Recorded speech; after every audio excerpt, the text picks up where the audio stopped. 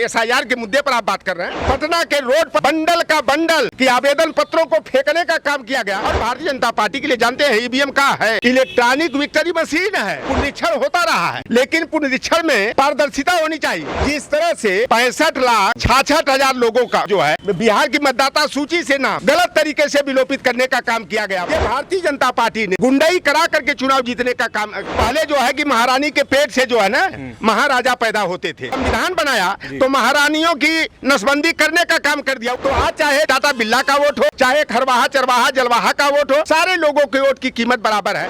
मुख्य निर्वाचन आयुक्त हैं वो नरेंद्र मोदी के रिश्तेदार ज्ञानेश कुमार गुप्ता, जिन्होंने अपने 2 बेटियों को 2 दामादों को आईएएस और आईआरएस बनवा लिए हैं। ये हमारे मतदाताओं का नाम जो है मतदाता सूची से विलोपित करने का, काटने का काम कर रहे हैं। इंडिया गठबंधन पूरी जनता को बरगलाने का काम कर रही है। मोदी जी ने क्या कहा था कि अगर हम 50 दिन में काला धन वापस नहीं लाए तो किसी तिराहे चौराहे पर निहुर जाएंगे और पिछवाड़े लात मार देना, मुंह के बगल गिर जाएंगे। और मैं कहता हूँ योगी आदित्यनाथ जो हिंदू के हिंदू कहते हैं, ये हिंदू है ये नहीं है। सनातन की बात नहीं करता। अरे सनातन किसी की बपौती होती है का? बच्चा माई के पेट से पैदा होता है। सपा के कार्यकर्ता भी थे चौहान साहब। अगर 86 में 56 यादव एसडीएम की सूची दे देंगे, लौटर राम निशा मछेंद्र नाथ का वंशज है, यहाँ कह देंगे लैट्रिन बाथरूम भी साफ करना होगा तो लौटर राम करेगा। एक बड़ा आरोप आपके मुखिया अखिलेश यादव जी ने लगाया है कि वो कहते हैं कि ये प्रवासी मुख्यमंत्री हैं। प्रवासी नहीं है क्या? दो रहा है क्या भाई? अरे उत्तराखंडी नहीं है। जिस समय ये उत्तराखंड से उत्तर प्रदेश में आए थे उस समय उत्तराखंड उत्तर प्रदेश एक ही में था। इस पे बताइए, एक चीज बता दीजिए। प्रवासी प्रवासी है ना, लेकिन जिस समय वहाँ से आए थे उस समय उत्तराखंड और उत्तर प्रदेश का बंटवारा हुआ था। अगर बात करेंगे इस समय एसआईआर और चोरी को लेकर लगातार देश और प्रदेश में लगातार घमासान जारी है, विपक्ष लगातार उसमें हमलावर है। अगर हम बात करेंगे बिहार चुनाव को लेकर तो राहुल गांधी इस समय वोट बचाओ यात्रा लेकर निकले, 1300 किलोमीटर का यात्रा, उसके साथ में तेजस्वी यादव भी साथ में चल रहे हैं। अगर हम बात करेंगे तो लगातार संविधान को लेकर के और बात कर रहे हैं, संविधान की बात की जा रही है और चोरी की बात की जा रही है। इसको लेकर के आप क्या कहेंगे? देखिए, पहली बात कि बाबा साहेब भीमराव अंबेडकर ने संविधान में जो वोट देने का अधिकार दिया, यह सबसे बड़ा जो है अधिकार रहा है। पहले जो है कि महारानी के पेट से जो है ना महाराजा पैदा होते थे, लेकिन बाबा साहब भीमराव अंबेडकर ने संविधान बनाया तो महारानियों की नसबंदी करने का काम कर दिया। उसी दिन जिस दिन संविधान लागू हुआ, तो आज चाहे जो है कि टाटा बिरला का वोट हो, चाहे एक किसान मजदूर का वोट हो, चाहे खरवाहा चरवाहा जलवाहा का वोट हो, सारे लोगों के वोट की कीमत बराबर है। और जहां तक ये एसआईआर के मुद्दे पर आप बात कर रहे हैं, पुनरीक्षण होता रहा है, यह कोई नया मामला नहीं है, लेकिन पुनरीक्षण में पारदर्शिता होनी चाहिए। जिस तरह से 65,66,000 लोगों को जो है बिहार की मतदाता सूची से नाम गलत तरीके से विलोपित करने का काम किया गया। बंडल का बंडल पटना के रोड पर जो है कि आवेदन पत्रों को फेंकने का काम किया गया। हम तो कहते हैं कि अगर जो केचुआ के मुख्य निर्वाचन आयुक्त हैं वो नरेंद्र मोदी के रिश्तेदार जो है ज्ञानेश कुमार गुप्ता, जिन्होंने अपने 2 बेटियों को और 2 दामादों को जो है ना आईएएस और आईआरएस बनवा लिए हैं, डीएम बनवा लिए हैं, बड़ा बड़ा अधिकारी बना लिए हैं। ये लगता है कि लेटरल एंट्री से बनवाए हैं और उसी का जो है कि नमक का हिसाब जो है देने के लिए ये हमारे मतदाताओं का नाम जो है मतदाता सूची से विलोपित करने का, काटने का काम कर रहे हैं। तो यह वोट जो डालना जो है लोकतंत्र का सबसे महत्वपूर्ण हिस्सा है। और देखिए, सबसे पहला व्यक्ति मैं रहा कि 2022 का जब चुनाव संपन्न हुआ, जब परिणाम आया, पहला व्यक्ति मैं था। मैंने कहा कि गलत तरीके से लोगों का नाम काट करके जो है, और उत्तर प्रदेश में जो है ये जनमत की सरकार नहीं है, ये प्रशासनिक मदद की सरकार है। क्योंकि मैं भी एक पार्टी से उम्मीदवार था 2022 में, और मुझे 2 सेट में जो है मतदाता सूचियां मिली। और कहिए सौभाग्य कहिए जो भी कहिए, 1 अक्टूबर महीने की प्रकाशित सूची का सेट मिला, 1 जनवरी की प्रकाशित अंतिम प्रकाशन का मिला।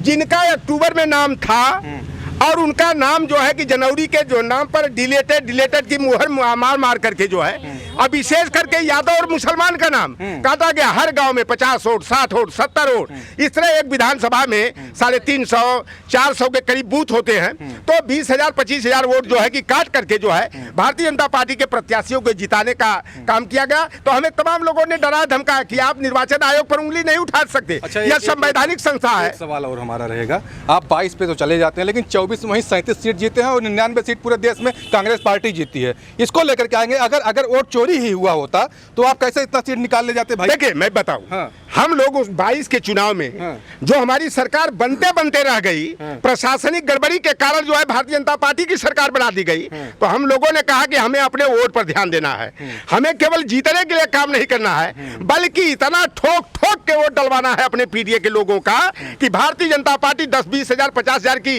गुंडई करके जो है हराने का भी प्रयास करे तो उसकी गुंडई सफल न हो। और इस नाते हम लोग जो है कि जब तमाम लोगों को यह अंदेशा नहीं था, लेकिन जो भारतीय जनता पार्टी दावा करती थी 80 में 79 का, सारे दावे फेल, पटखनी दे दिया गया और उत्तर प्रदेश में नंबर 1 की और देश की तीसरी सबसे बड़ी पार्टी समाजवादी पार्टी बनकर के इतिहास रचने का काम किया। और आपसे मैं बता दूं, फूलपुर की विधान लोकसभा हो, चाहे मिर्जापुर की हो, चाहे बांस गांव की हो, चाहे अलीगढ़ हो, मेरठ हो, ये फर्रुखाबाद को कम से कम 10 सीटें जो है गलत तरीके से, चाहे वो देवरिया की सीट हो, चाहे महाराजगंज की सीट हो, ये भारतीय जनता पार्टी ने जो है गुंडई करा करके चुनाव जीतने का काम किया। जबरदस्ती मतदाता मतपेटियों में ये जो ईवीएम मशीन होती है ना, इसमें हेराफेरी करके, और भारतीय जनता पार्टी के लिए जानते हैं ईवीएम का है, इलेक्ट्रॉनिक विक्ट्री मशीन है।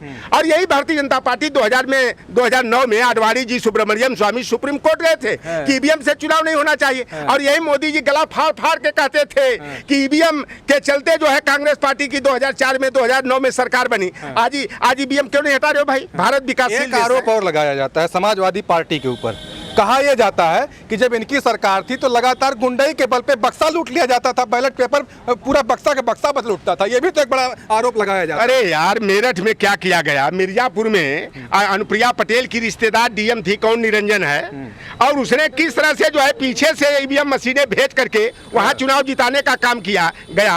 और गाजीपुर में अफजाल अंसारी को चुनाव हराने की तैयारी थी, ट्रक पर ईवीएम मशीन लाद कर आ रही थी, लेकिन हमारे कार्यकर्ता लाठी डंडा लेकर के पूरे मुस्तैद थे, और जहां थोड़ा लापरवाह हो गए लोग, वहां पर जो है कि हमारे प्रत्याशी जीते हार गए चुनाव।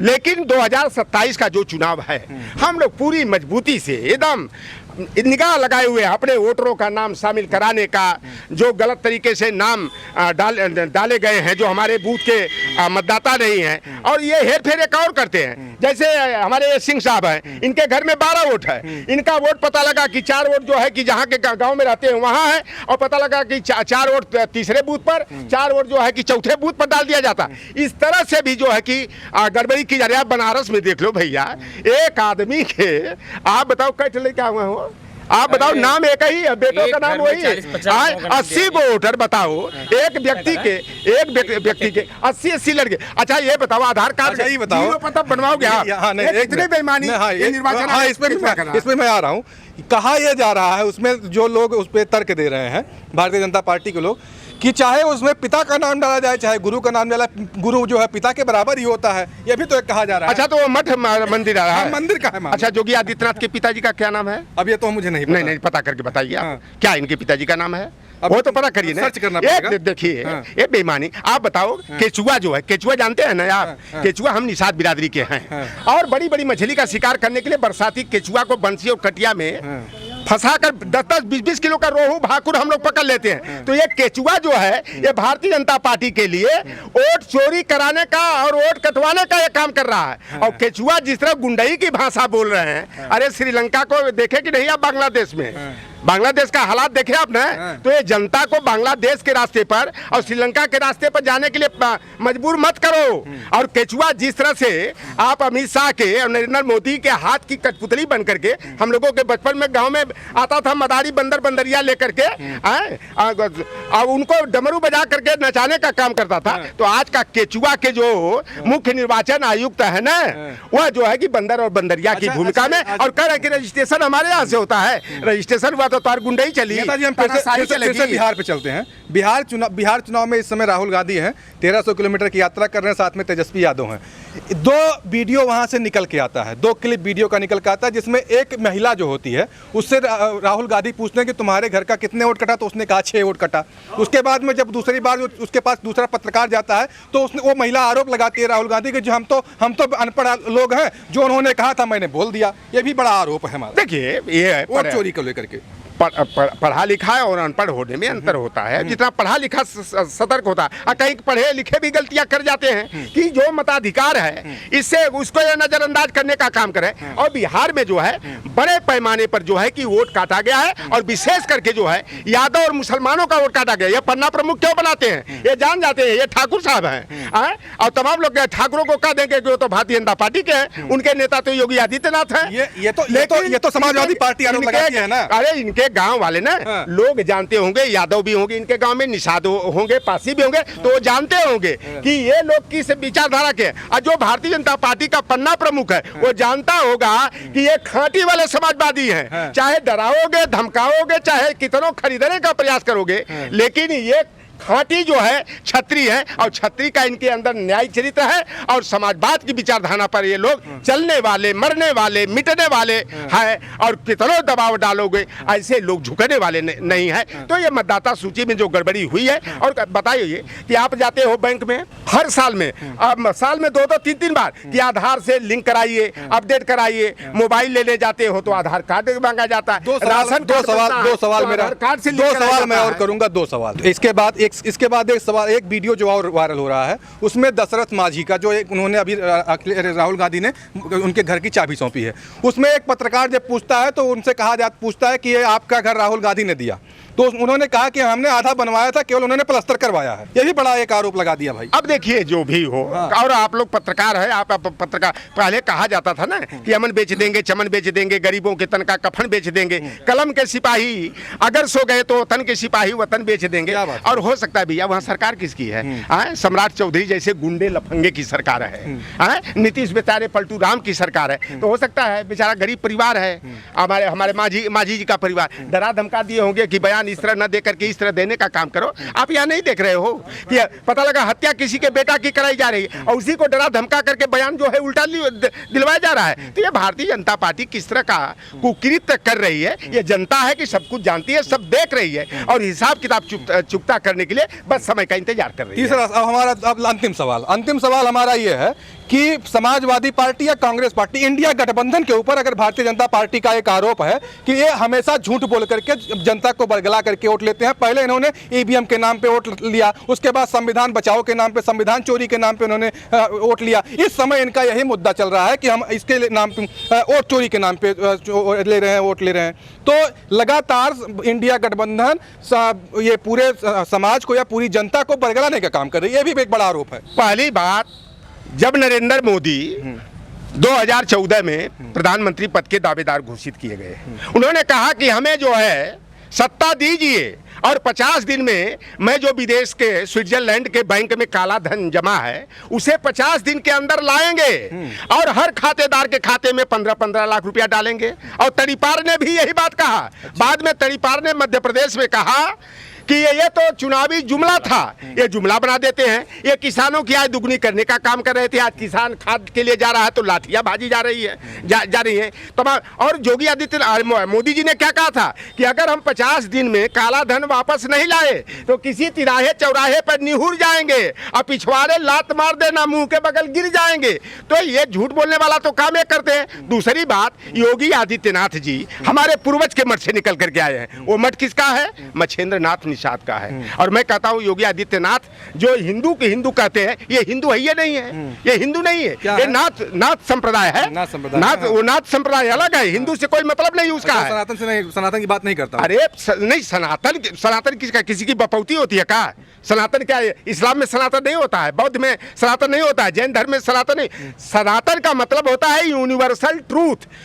सूरज पूरब में उगता है, पश्चिम में अस्त होता है। पृथ्वी जो है सूर्य का जो है चक्कर लगाती है, न कि सूर्य जो है कि चक्कर लगाता है। तो ये यूनिवर्सल ट्रूथ है। बच्चा माई के पेट से पैदा होता है, यह जो है कि सत्य है। सदा आज हो, चाहे 100 बरस पहले की बात हो, चाहे 1000 वर्ष की बात हो। योगी आदित्यनाथ को अभी तक हम लोग संत, महात्मा, जोगी, सन्यासी मानते थे, लेकिन एक सन्यासी होकर विधानसभा के अंदर आप देखे होंगे मरीन ड्राइव का कांड हुआ, 16 लड़कों का नाम आया, और उसमें इनको केवल पवन यादव का नाम याद रहा, अरबाज खान का नाम केवल याद रहा, भूल गए। और आप बताओ फतेहपुर की घटना जो हुई अभी मकबरा वाली, और जब वहाँ पर खन्ना जी, सुरेश खन्ना जी, वो कह रहे हैं, जा रहे हैं कि लिस्ट मैं पढ़ देता हूँ, लिस्ट पढ़ देता हूँ। रोकने का काम कौन किया है? काहे नहीं लिस्टिया पढ़ने दिए योगी आदित्यनाथ जी? वोट चुरावे निहुरल जाए। अरे जनता है, सब कुछ देख रही है। सपा के कार्यकर्ता भी थे चौहान साहब। अरे चौहान साहब ने, वो भारतीय जनता पार्टी वालों ने भेजा था, तो हमारे तो हो गया। अरे भाई साजी, ये तो पूरी तरह खड़े थे। आप देखो हमारे नेता हैं, यहाँ पर इतने लोग खड़े हैं, हमारे नेता के यहाँ जाते हैं, फोटो खिंचवाते हैं, हाथ मिलाते हैं। अब उसी में कोई भारतीय जनता पार्टी वाला चल जाता है कि सपा बसपा वाला चल जाता है। अब वहाँ थोड़े हम लोग हैं कि कोनो मशीन लगा करके जो है लाइव डिटेक्टर टेस्ट कर रहे हैं, ऐसा तो कर नहीं रहे हैं। तो आप वहां देख लीजिए, तो योगी आदित्यनाथ ने विधानसभा के अंदर 3 विधानसभा में उन्होंने कहा 46 में 56 यादव एसडीएम हो गए, 86 में 56 एक जाति के एसडीएम हो गए। तो बताओ, जिनको 46 और 56 का में अंतर है, नहीं मालूम है कि 46 बड़ा होता है कि 56 बड़ा होता है। और हमने तो दावे के साथ कहा ना, योगी आदित्यनाथ जी हमारे पूर्वज मच्छिंद्र नाथ निषाद के मठ से निकल करके आए हैं। अगर 46 में 56, मैं सुधार दे रहा हूँ, 86 में 56 नहीं, मैं सुधार दिया ना। अरे हम गणित पढ़े नहीं है। योगी आदित्यनाथ कहते हैं गणित में हम बीएससी हैं, लेकिन उनकी गणित बड़ी कमजोर है, इतिहास भी बड़ा कमजोर। वही यूनिवर्सिटीज पढ़े हैं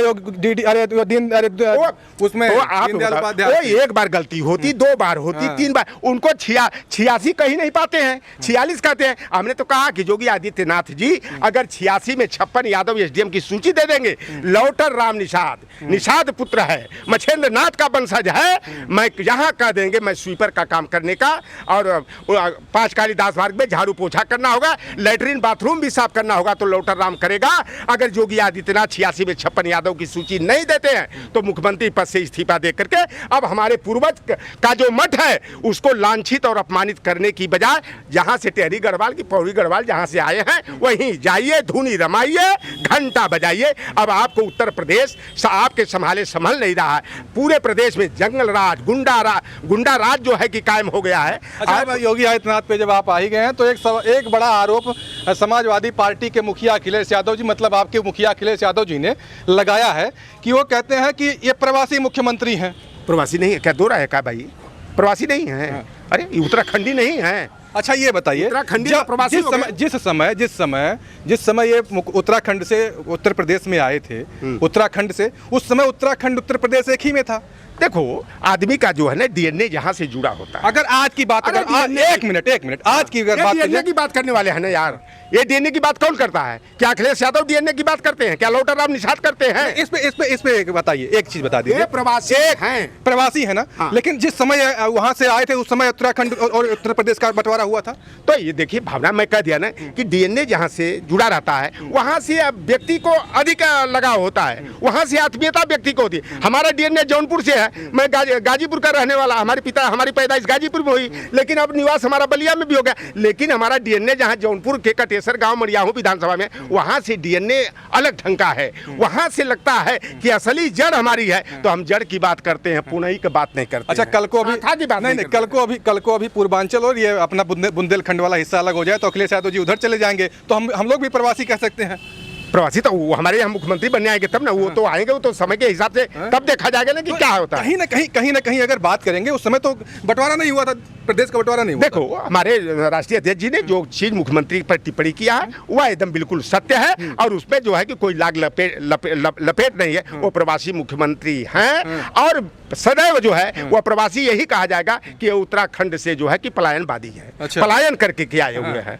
बड़ा आरोप है। अरे उन अपने मामा के साथ ही आए थे भाई। उनके मामा उनके लेके आए थे ना। तब तो देखिए, इस समय हमारे साथ जो लौटन राम निषाद जी, जो समाजवादी के बड़े वक्ता हैं, और ये अपनी बातों को हमेशा बेबाक अंदाजों से जाने भी जाते हैं, अपनी जो बातें रखते हैं बड़े बेबाक अंदाज से रखते हैं। चलिए, इन्होंने बहुत बड़ी बातें की और तमाम ऐसे मुद्दों पर हमारी इनकी चर्चा भी हुई। मिलते हैं ऐसे नए वीडियो के साथ, तब तक के लिए जय हिंद।